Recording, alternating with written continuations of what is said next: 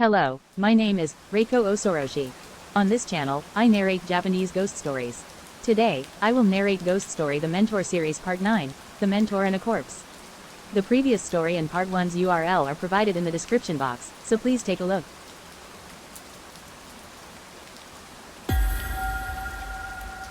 The Mentor and a Corpse.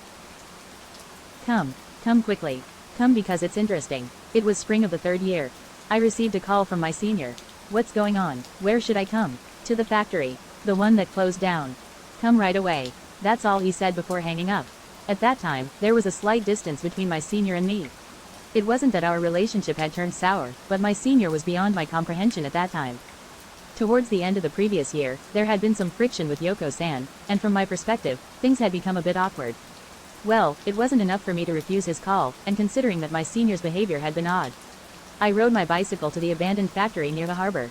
It was the time of twilight, casting long shadows over the town. Upon reaching the factory, I heard my senior's voice from deep inside. You came. Come over here. It's in the back where the materials are piled up. His voice echoing in the building seemed like that of a different person.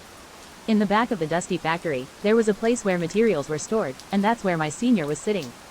Perched atop a pile of iron beams like a pyramid. The setting sun streamed in through a hole in the ceiling, creating backlighting. I couldn't see my senior's face well. Senior, what do you mean by interesting? The smell of oil and the scent of the sea. And in the midst of the dusty smell, we were there. Can't you see it? It's right there. Right next to us, there was something black on the floor. As I stared at it, the surface of the black mass moved. I heard a sound I recognized from somewhere. Buzz, buzz, buzz, buzz, buzz, buzz.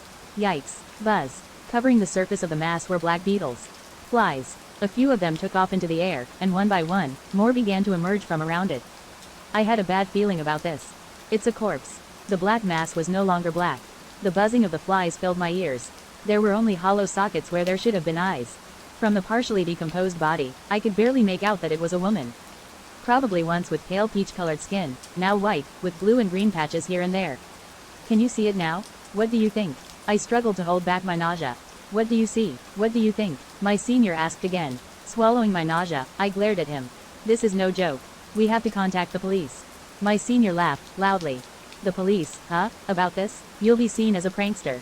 A prank? What was he talking about? There was clearly a dead body here. I looked at the corpse once more, and as before, the hollow sockets stared back at me. The police only get involved in human cases. It's not a human that's dead, it's a cat, my senior said.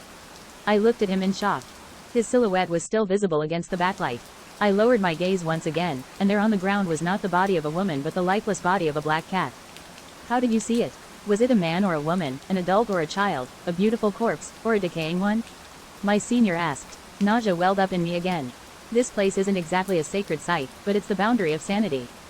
How do you see it? Is it still a person to you, or is it a cat? It was a strange sensation. I was simultaneously looking at the cat and the woman's corpse. Their two existences overlapped, as if they were both there. If even once you saw it as a human, you show promise. Now, figure out which one is sane and which one is insane, my senior said. I didn't know. I felt dizzy. The silhouette of my senior burst into wild laughter. It's fascinating, isn't it? You're standing there unknowingly. If you must choose, do it now. Which way will you lean? While hearing my senior's voice from behind, I ran. I left the factory, mounted my bicycle, and pedaled with all my might. My senior's mad laughter echoed in the factory, making him sound like a completely different person. As twilight descended, shadows grew long, and as night fell, it consumed everything. The night was beginning to approach my senior. How was it? Is what you're seeing truly a part of reality? Have you ever had a strange or unusual experience? If you have, please share it in the comments. If you have any other stories you would like me to introduce or any questions about the stories, please leave a comment.